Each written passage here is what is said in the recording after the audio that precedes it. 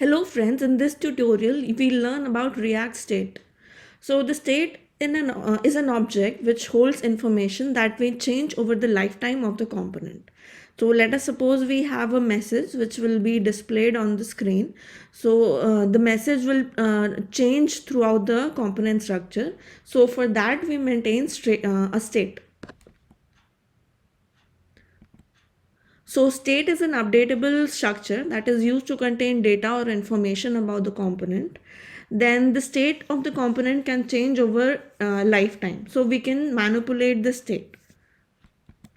Then the change in state over time can happen as a response to users action or events. So for example, we are clicking a button, then we can trigger a state change, or we are hovering on on an element, then we can trigger a state change.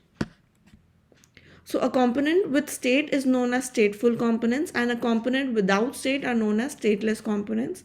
So classes are stateful components and functions are stateless components. They are also responsible for making a component dynamic and interactive. So basic UI interactions become more prominent. So now defining state. So now let me give you a short example of how to create a state and update its value. So over here I've created a file called React state inside components folder. So I'm importing React at the top, and now I've created a class component called React state which extends the component. React component. So to define the state, we first have to begin with a constructor. So we'll define a constructor. The first line of the constructor will have the super keyword, and followed after that we'll initialize the variables with their initial values. So over here I'm using this dot state keyword, and then I'm initializing the initial value of message. So this is the message which will be displayed when the component will render. Now what I'm doing, I'm creating a button in the JSX of the component. So there is a button, and on click of the button, this method will be triggered. We have to use this keyword in place of class component, and also we have to use these brackets. But in a function, when we declare the methods, we do not need to use this keyword. Also, we do not need to use the brackets.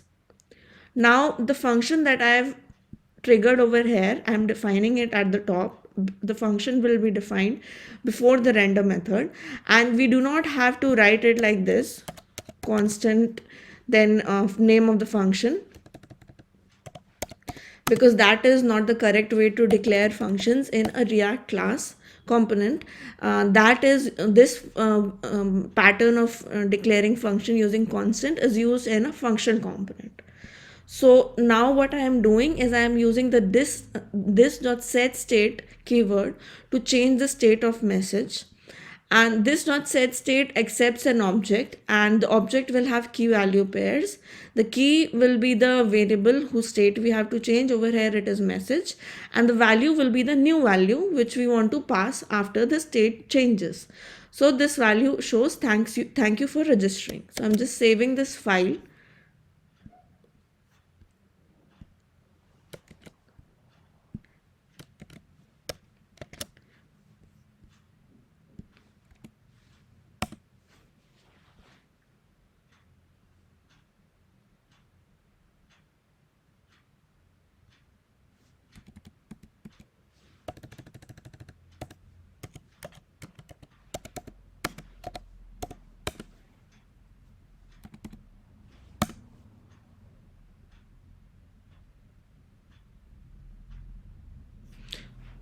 So we can see this message is being displayed. Hello Bikya, click button to register. So this is the initial state of the message variable.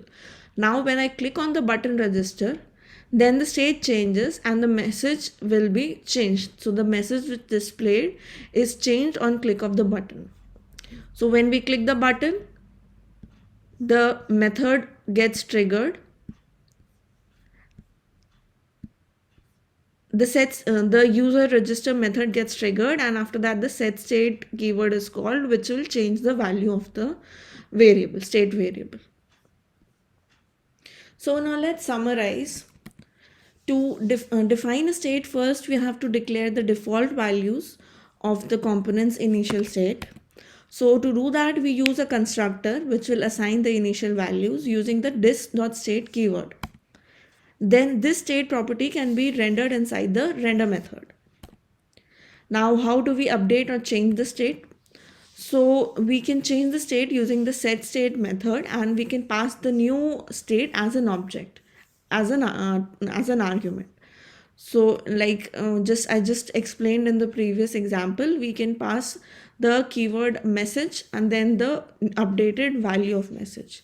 So also we have to bind the method before changing the state. So in functional components, we do not need to bind the method, but in class component, we need to bind the method. So now what are the conventions of using React state? So the state of the component prevails throughout the lifetime of the component. So we must have some initial state, and to do so we define the state in the constructor of the component. So state should never be updated explicitly. So it cannot be updated from outside. It has to be updated using the set state keyword only. Otherwise it's not a correct convention. And React is highly efficient, thus it uses asynchronous state updates, which means that React updates multiple set state updates in a single go. So for example, we are declaring a set state keyword. Inside that we can mention various methods, various variables, and all these variables can be updated in a single time. Then React provides its own method set state, and set state method takes a single parameter, which is an object which contains the list of values which have to be updated. Now let's discuss the differences between props and state. So props we know are read only, and states can be are asynchronous changes. Props are immutable, which means you cannot change it anywhere. So it is passed from parent component to the child component, and state is mutable, so we can change the state at any point in the component. Then props can be accessed by child components, and state cannot be accessed by child components. State is accessible only inside the component in which it is declared. Stateless components can have props, which means functional components can have props, but stateless components cannot have state. Then props make component reusable, but state does not make component reusable. Props are external and they are controlled by whatever renders that component, but state is not external, it is internal, and it is controlled by the React component itself.